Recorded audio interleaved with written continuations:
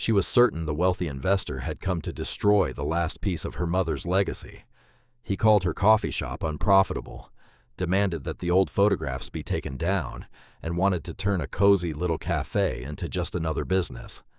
Chloe hated him with all her heart, until one unexpected discovery changed everything.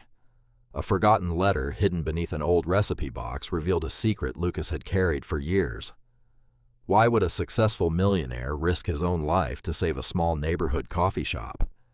And who had he really been to Chloe's mother?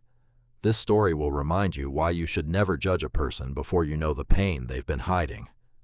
Before we begin, don't forget to like this video, subscribe to the channel, and enjoy the story. Everyone has a place they long to return to, even when the rest of the world is falling apart. For 26-year-old Chloe Mitchell, that place was a tiny coffee shop called Cinnamon Corner. Every morning began the same way. The little bell above the front door chimed softly. The espresso machine released its first hiss of steaming milk, and the rich aroma of freshly ground coffee blended with the warm scent of cinnamon rolls just pulled from the oven. These weren't smells you could buy or recreate from a recipe. They belonged to the place itself. They belonged to home. Chloe adjusted her white baker's hat and gently opened a worn recipe notebook. The yellowed pages still carried the neat handwriting of her late mother, Sarah. Sometimes, if she closed her eyes, she could almost imagine her mother standing beside her again, brushing a loose strand of blonde hair behind her ear and saying with a gentle smile, "Don't rush. Good coffee never likes to be hurried." Several years had passed since Sarah's death, yet Chloe continued living as though she had made her mother a promise to protect every recipe, every cup of coffee, and every smile that had once filled this little cafe with life. But reality had long since grown colder. A stack of unpaid bills rested on the counter. Overdue rent, an unpaid coffee shipment, a repair invoice for the espresso machine. The red numbers seemed to mock her. Fewer customers came through the door each week while the expenses kept climbing. Some days, Chloe caught herself counting not profits, but the number of mornings she could still afford to unlock the front door. She took a slow breath, letting the scent of cinnamon fill her lungs as if it could somehow give her strength. The bell above the entrance chimed again. A man walked inside. At first glance, he hardly looked like someone who managed millions of dollars. He wore nothing more than a dark gray t-shirt and white pants. No expensive watch, no designer suit. Yet every step carried the quiet confidence of someone used to making decisions that changed lives. His piercing blue eyes studied the cafe with cool precision, as though he wasn't standing inside a cozy neighborhood coffee shop, but evaluating another investment opportunity. His slightly curly chestnut hair softened his appearance, but the seriousness in his expression erased any warmth. "Chloe Mitchell?" he asked calmly. "Yes." "Lucas Reed." He placed a folder of documents on the counter. "I purchased the outstanding debt attached to this business. From this point forward, the future of this cafe depends on me as well." The warmth inside Chloe seemed to disappear. Lucas slowly looked around the room. The wooden tables, the old family photographs hanging on the brick walls, the hand-painted mugs, the shelves filled with jars of cinnamon and vanilla. "Too much emotion," he said evenly, "and not enough profit. If you want this business to survive, the interior needs to be completely redesigned. Half the menu should go. The dessert selection needs to be reduced. Some employees will have to be let go." For several seconds, Chloe simply stared at him, unsure she had heard correctly. "You didn't even ask why this place looks the way it does. For a business, the reason doesn't matter. The results do." "Maybe to you." Her voice trembled with anger. "My mother built this place.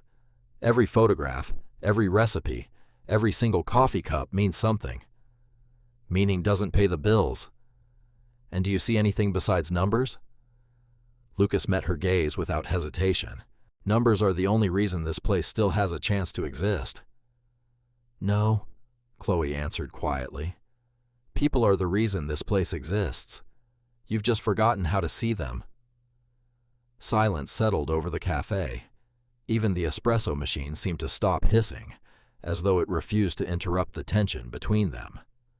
Lucas closed the folder. "You have 1 month to prove this business can survive. If nothing changes, I'll make the necessary decisions, with or without your approval." He turned and walked toward the door. Just before leaving, his eyes stopped on an old, framed photograph hanging on the wall. It showed Sarah smiling warmly while standing beside a little boy. Time had blurred the child's face until it was almost impossible to recognize. Lucas froze. For several long seconds, he simply stared at the picture. Then, almost too quietly to hear, he whispered, "I finally found this place." Without another word, he walked out. The little bell above the door chimed once more. Chloe had no idea that the man who had just entered her life had also brought with him a secret that would change everything she believed forever. The next morning, Lucas Reed arrived at Cinnamon Corner exactly at 8 o'clock. No greeting, no small talk. He placed a single sheet of paper on the counter between them. "You have 30 days, he said calmly. "If this cafe becomes profitable, nothing changes. If it doesn't, I'll renovate it completely or sell the property." His voice carried no anger. Somehow that made it worse. Chloe stared at the document, then back at him. "So that's it? 30 days to erase my mother's life?" "I'm giving you 30 days to save it." "There isn't a difference." Lucas didn't answer. He simply opened his laptop, the pale blue glow reflecting across his face like cold winter light, and began typing.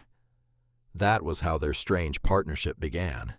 Every morning, Chloe baked cinnamon rolls from Sarah's handwritten recipes, while Lucas quietly analyzed spreadsheets. She greeted every customer by name. "Good morning, Mrs. Turner." "The usual latte today, Mr. Collins?" "How's your granddaughter doing?" To Chloe, every familiar face carried a story. She remembered birthdays, favorite desserts, anniversaries, and tiny details most people forgot. Lucas remembered numbers, average ticket size, operating costs, daily revenue, profit margins. He replaced handwritten price tags with clean printed ones. He reorganized inventory. He tracked every wasted coffee bean and every unsold pastry. Every evening ended the same way, with another argument. "We don't need 20 different desserts," Lucas said one night while reviewing the menu. "They're family recipes. They're losing money. They make people happy. They don't pay the electricity bill." She crossed her arms. "Do you ever listen to yourself?" "I do." "No, you listen to reports. And you ignore them." The silence that followed always felt heavier than the conversation itself. Outside, rain tapped endlessly against the large front windows. The streets reflected blurred headlights. Inside, the warm golden lights above the pastry display wrapped fresh pies and cinnamon rolls in a comforting glow, while Lucas sat alone beneath the cold light of his laptop screen, surrounded by charts and financial reports. It felt as though two completely different worlds had somehow been forced into the same room. Yet, something didn't make sense. One afternoon, Chloe watched a young waitress nearly burst into tears after dropping an expensive ceramic mug. "I'm so sorry," she whispered. Before Chloe could even respond, Lucas quietly walked over. "It was an accident." He picked up the broken pieces himself. "I'll order another one." The waitress looked confused. You're not taking it out of my paycheck?" "No." He simply walked away. Another day, the ancient espresso machine suddenly failed. The repair technician sighed after inspecting it. "It's beyond a simple fix." Chloe's heart sank. The repair would cost thousands, money she didn't have. The next morning, the machine was working perfectly. She found the invoice lying beside it, paid in full, no signature. Only after questioning the technician did she learn the truth. "The gentleman who was here yesterday covered everything." Lucas never mentioned it. When she confronted him later, he didn't even look up from his computer. It was necessary. You spent thousands of dollars. I invested in equipment. You could have told me. It wouldn't have changed anything. She hated that answer, almost as much as she hated the strange warmth it left behind. A week later, old Mr. Harris came in as he always did, every Tuesday. Black coffee, one slice of apple pie, nothing else. His hands trembled slightly as he searched every pocket for his wallet. His face slowly fell. I must have forgotten it. It's all right, Chloe smiled. You can pay next time. Before she could reach the register, Lucas quietly walked past. He tapped his credit card against the payment terminal. Approved. Mr. Harris never even noticed. Lucas picked up his laptop and returned to his table without saying a word. Chloe stood frozen behind the counter. Who was this man? The cold investor who wanted to destroy everything, or the stranger secretly keeping it alive? Neither version fit anymore, and that unsettled her far more than anger ever had. Days passed. The arguments continued, sometimes louder, sometimes quieter. But beneath every disagreement, tiny cracks had begun to appear in Chloe's certainty. One rainy evening, she noticed Lucas standing alone in front of the old family photograph, hanging on the brick wall. Sarah smiled warmly beside the little boy, whose face had almost disappeared beneath the fading colors of time. Lucas wasn't moving. His expression wasn't cold. It looked painfully familiar, almost grieving. Chloe stepped closer. You've looked at that picture every day. Lucas turned so quickly it startled her. For a brief second, emotion flashed across his face. Then it disappeared. His jaw tightened. It means nothing. It clearly means something. You should focus on your business. I'm trying to understand you. There is nothing to understand. His voice became colder than she had ever heard it. I came here to do a job, nothing more. He picked up his laptop and walked away before she could ask another question. Chloe remained standing beneath the photograph. He was hiding something. She could feel it.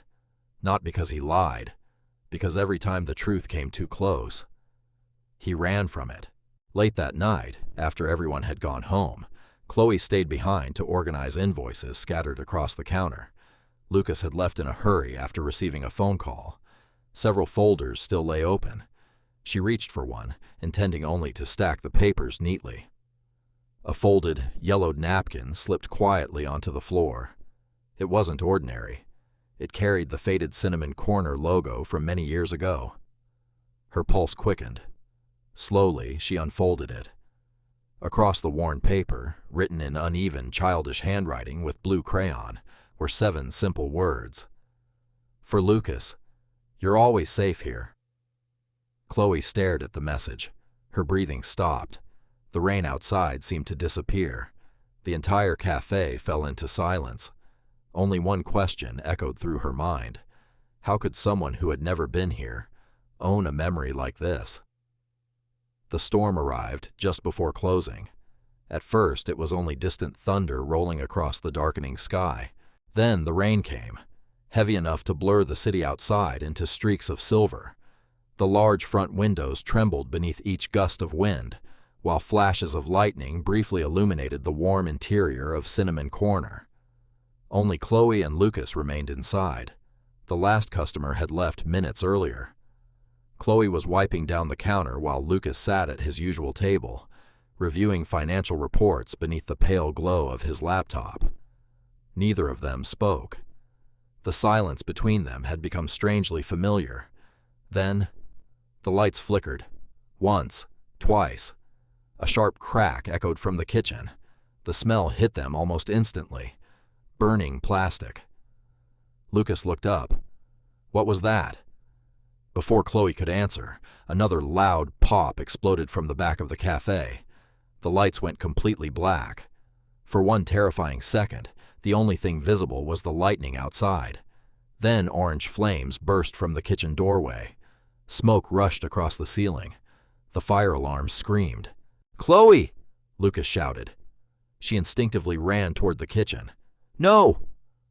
But she wasn't looking at the fire. She was looking at the old wooden cabinet beside it. Inside, the recipe box, her mother's recipes, every handwritten dessert, every coffee blend, every tiny piece of Sarah that still remained. "Chloe, get out!" Lucas yelled again. She ignored him. Covering her mouth against the smoke, she forced herself deeper into the kitchen. The flames spread faster than she expected. A burning shelf collapsed behind her. The exit disappeared beneath fire and smoke. Her heart stopped. She couldn't breathe. "Lucas!" Her voice barely escaped. The smoke swallowed everything. Outside the kitchen, Lucas saw the collapsing doorway. Without thinking, he ran straight into the flames. The heat slammed into him like a wall. Smoke burned his lungs. Some instinct deep inside him screamed to turn back. But another voice, one he hadn't heard in years, whispered, "Not again." He refused to lose someone in this place. Not twice. "Chloe, I'm here." He found her kneeling beside the cabinet, clutching the old wooden recipe box against her chest. Tears mixed with smoke on her face. "I can't leave this." "You can." "No. My mom." Lucas grabbed her shoulders. "Listen to me." His voice shook for the first time. "Your mother wouldn't choose these recipes over your life." Another beam crashed nearby. Flames rushed across the ceiling. There wasn't another second to waste. Lucas pulled the box from her arms, tucked it beneath one shoulder, wrapped his other arm around Chloe, and pushed through the smoke. A burning piece of wood collapsed directly in front of them. He lifted it away with his bare hand. Pain shot through his arm instantly. The smell of burned skin filled the air, but he never let go. Moments later, they stumbled through the front door together. Cold rain poured over them. Firefighters rushed forward. Chloe collapsed onto the wet pavement, coughing violently. Lucas set the recipe box beside her before finally looking at his hand. The skin across his palm and wrist had already turned deep red. Several blisters were beginning to form. He barely seemed to notice. His eyes never left Chloe. "Are you hurt?" She stared at him in disbelief. "You went back. You were still inside. You could have died. So could you." Neither of them spoke after that. The rain said everything neither of them could. The fire was contained before it reached the dining area, but the kitchen suffered heavy damage. The insurance investigation would take weeks. Until then, Cinnamon Corner remained closed. For the first time in years, the cafe sat completely silent. No bell above the door, no espresso machine, no laughter. Only the smell of wet wood, smoke, and fresh paint as contractors assessed the damage. Most days, only Chloe and Lucas came. Together, they cleaned soot from shelves, sorted broken dishes, salvaged furniture. Sometimes they worked for hours without saying a single word. Yet somehow, the silence no longer felt hostile. One evening, while dust floated through the fading sunlight, Chloe sat on the floor beside the damaged pastry display. She looked around the empty cafe. "It feels different." Lucas glanced toward her. "It survived." "No," she smiled sadly. "It feels lonely." He didn't answer. After a long pause, she spoke again. "You know why I fought you so hard?" Lucas quietly set down the broom. "Because you hated me?" She laughed softly. "I tried." Her eyes drifted toward the family photograph still hanging on the wall. "When my mom died," she swallowed, "everyone kept telling me to move on. Sell the cafe. Redecorate. Start over. But if I changed this place," her voice cracked. "I was terrified I'd lose the last place where she still felt real." Lucas listened without interrupting. "I know these walls are old." She smiled through tears. "I know the chairs don't match. I know the menu makes no financial sense. But every corner of this place still sounds like her." Silence filled the room again. Then, almost reluctantly, Lucas spoke. "When I was a kid," his voice was barely above a whisper, "I used to come here." Chloe slowly looked up. "I didn't have many places to go, so I'd sit in the corner." He pointed toward the window seat. "Right there. I'd stay for hours." "You worked here?" He shook his head. "No." "Then why here?" Lucas looked toward the old brick wall. His expression grew distant. "Because—" He hesitated. "It was the only place where I wasn't afraid." He stopped there. The rest remained trapped behind years of silence. Chloe sensed it immediately. There was more, much more. But whatever memory lived behind those blue eyes, it still hurt too much to touch. Later that evening, Lucas sat while carefully unwrapping the temporary bandage the paramedics had applied. His burned hand trembled slightly. Without saying a word, Chloe walked over carrying a first aid kit. "Give me your hand." "I can do it." "I know." She sat beside him anyway, slowly, gently. She cleaned the burn. Lucas flinched. "I'm sorry." "It's all right." "No, it's not." She looked down at his injured hand. "You got hurt because of me." "I got hurt because I made a choice." "You shouldn't have." "I would do it again." Her hands froze. Neither of them realized how close they had become. Only inches separated them now. She could hear his breathing. He could see every tiny fleck of blue in her eyes. For one suspended heartbeat, everything else disappeared. The fire, the arguments, the business. Only the silence remained. Warm, fragile, dangerously honest. Chloe slowly lifted her eyes. Lucas looked back. Neither of them moved. It felt as though the entire world had stopped breathing. Then, something changed inside him. Fear, not of her, of himself. His expression tightened. He gently pulled his hand away.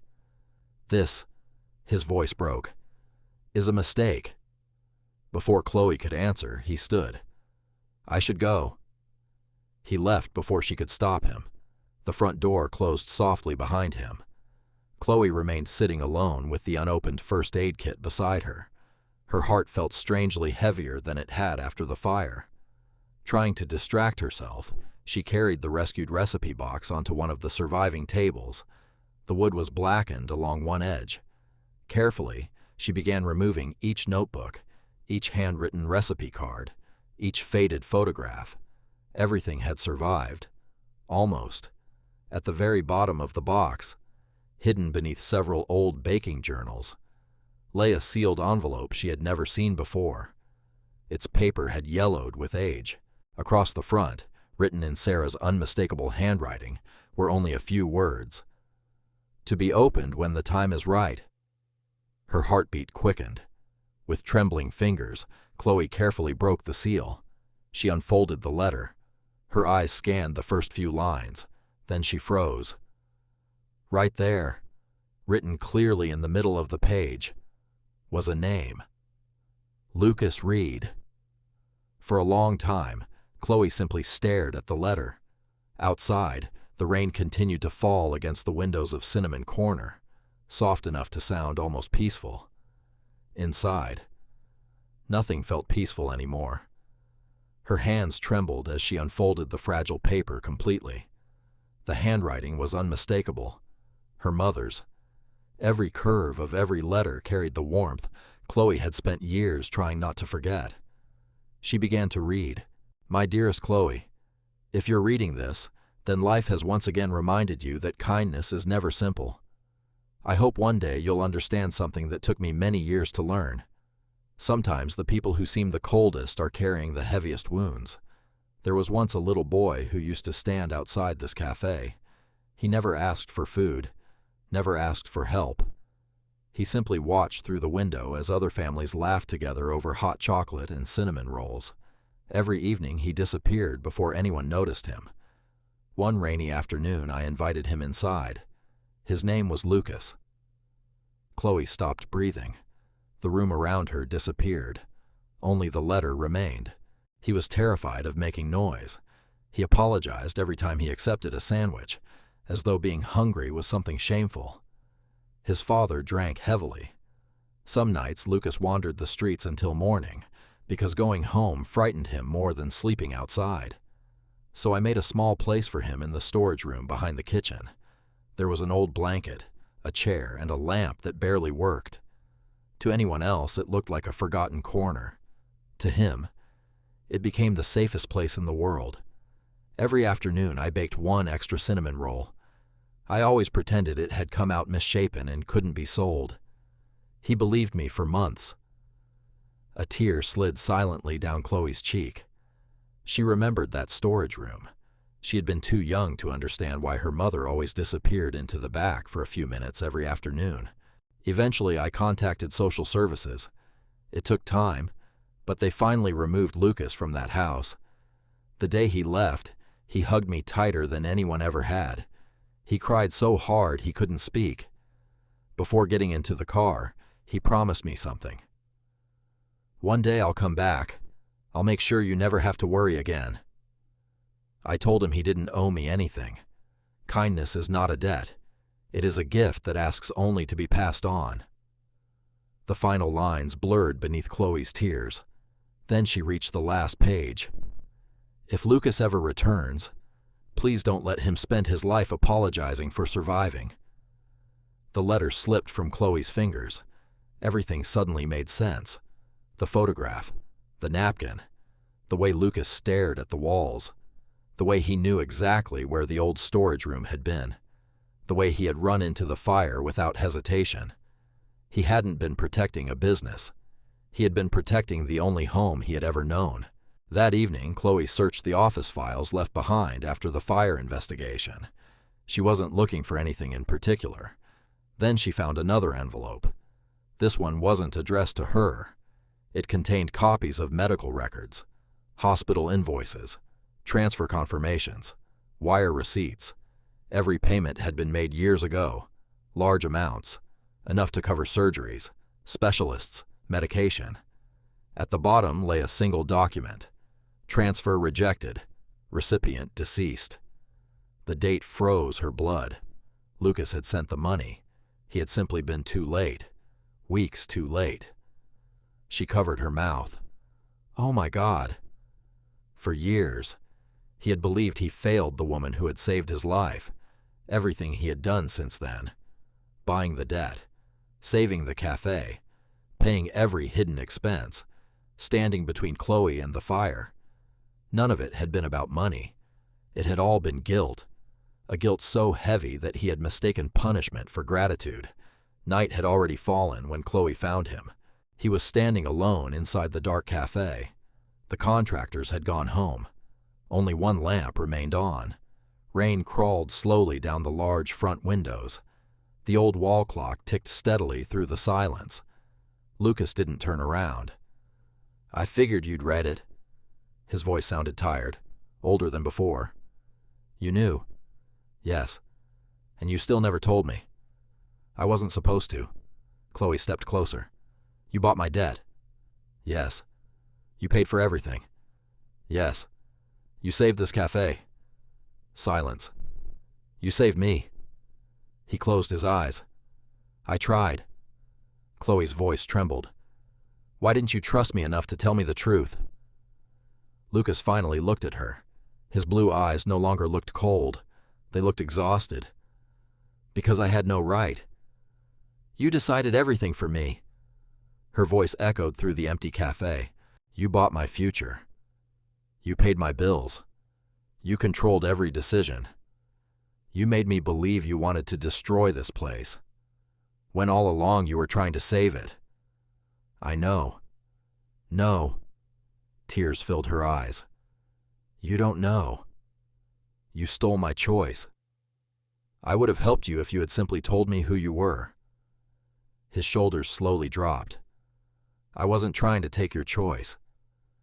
"Then what were you doing?" For a long moment, he couldn't answer. Finally, his voice broke. "I was hiding." The words barely escaped him. "I've spent my whole life believing I ruin everything I touch. My father told me that every day. When Sarah got sick, I finally had enough money. I thought, his breathing became uneven. I thought I was finally going to keep my promise.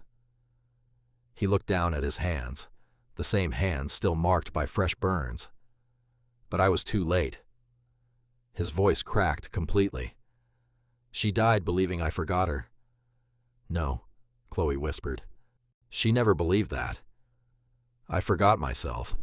He laughed bitterly. I built companies. I made millions. I convinced the world I was successful. But every morning, I still woke up as the scared little boy hiding in her storage room. Silence swallowed the room. Rain struck the windows. The old clock continued ticking. I became cold because it hurt less. Lucas wiped his eyes before the tears could fall. If I never let anyone close, I could never fail them again. Chloe stepped toward him. Only a few feet separated them. You already mattered. You always did. He shook his head. No. I mattered to Sarah.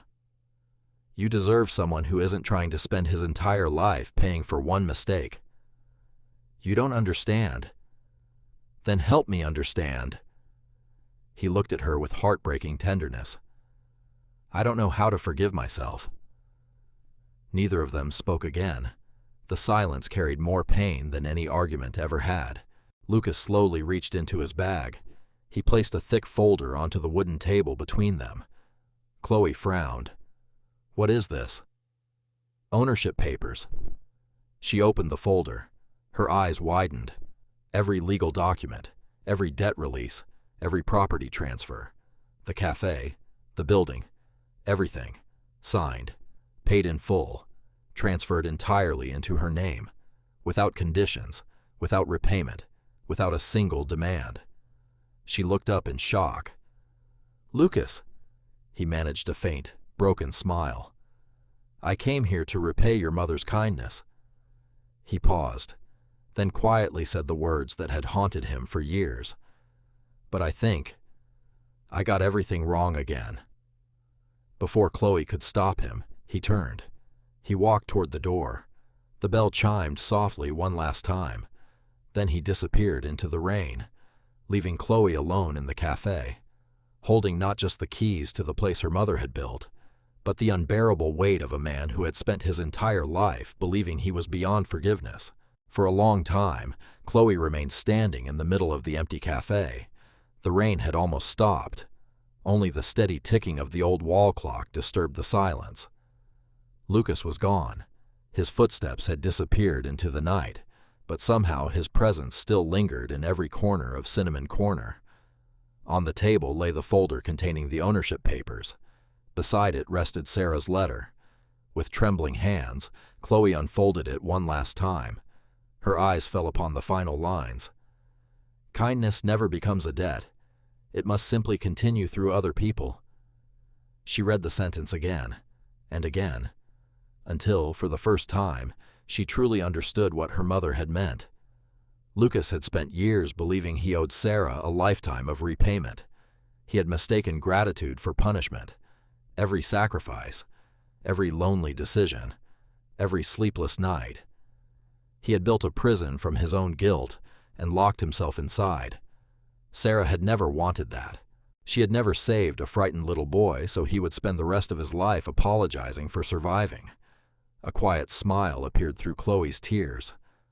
No, she whispered. I'm not letting you disappear again. The train station was almost empty. The departure board flickered beneath cold, fluorescent lights, while passengers hurried through the platforms carrying umbrellas and heavy suitcases. Chloe searched every face she passed. Then, near the final platform, she saw him. Lucas stood alone with a single travel bag resting beside his feet. His train would leave in 7 minutes. He looked as though he already belonged somewhere else. She slowed her steps. He turned. Surprise filled his face. You came. I almost didn't. A gentle silence settled between them. Neither of them needed dramatic speeches. Neither of them needed perfect words. Chloe held out the folder. Lucas looked down. I can't take it back. I'm not asking you to. She placed the documents into his hands. You came here as an investor. He nodded slowly. So come back as one. His brow furrowed. I don't understand. You've spent years trying to repay a debt that never existed. She stepped closer. My mother didn't save you so you'd carry guilt forever. She saved you because that's who she was. Lucas looked away. I still failed her. No. You were simply too late. They're not the same thing. His eyes glistened. You don't owe her anything anymore. She smiled gently. But this cafe, she looked directly into his eyes, belongs to your story too. I don't want you to come back because of money. Or because you feel responsible. I want you to come back because... She took a slow breath. You've always had a place there. You don't have to earn it. For several long seconds, Lucas said nothing. Then, almost in disbelief, he asked, After everything? Chloe laughed softly. After everything. A train whistle echoed through the station. Lucas looked toward the tracks, then back at Chloe. The train doors opened. Passengers boarded. He never moved. A few moments later, the doors closed again. The train slowly disappeared into the night without him. For the first time in many years, Lucas chose not to run. Several months passed. Autumn slowly gave way to spring. The morning Cinnamon Corner reopened. Sunlight poured through the large front windows once again. The cafe looked different. A brand new espresso machine stood behind the counter. Fresh wooden tables filled the room. The kitchen had been completely rebuilt, yet nothing important had disappeared. Sarah's handwritten recipes still rested inside their worn notebook. The old family photographs still covered the brick walls. The tiny bell above the entrance still welcomed every guest exactly as it always had. The cafe had changed. Its soul had not. Near the front window stood one new table. A small wooden sign rested upon it. Sarah's table. Beneath the name were a few simple words. If you're hungry, sit down, no questions. Someone has already paid for your meal. Teenagers struggling through difficult times quietly found their way there. Some stayed for 5 minutes, others for hours. No one was ever asked why they came, exactly as Sarah would have wanted. Her kindness had not ended. It had simply found new hands to carry it forward. Life settled into a quieter rhythm. Lucas never tried to control the cafe again. He still handled business matters when Chloe asked for help. Sometimes she accepted his ideas. Sometimes she argued with them. He smiled more often now. She listened more carefully. Neither of them rushed to define what existed between them. Trust grew slowly, like good coffee, like healing, like spring after a long winter. Some wounds didn't disappear. They simply stopped hurting every day.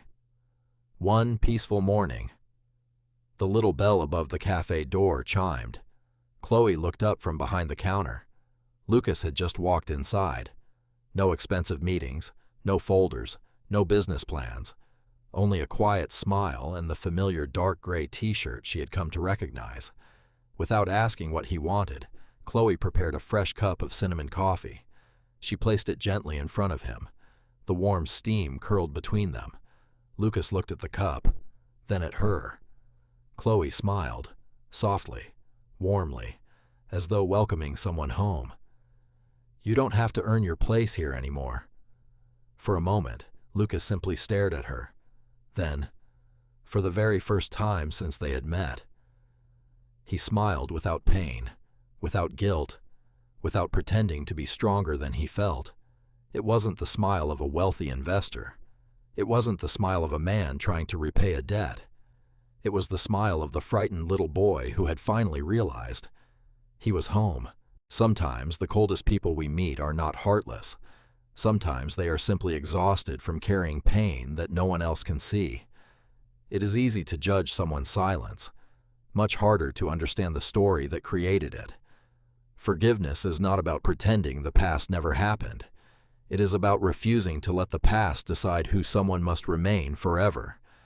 And kindness, real kindness, is never a debt to be repaid.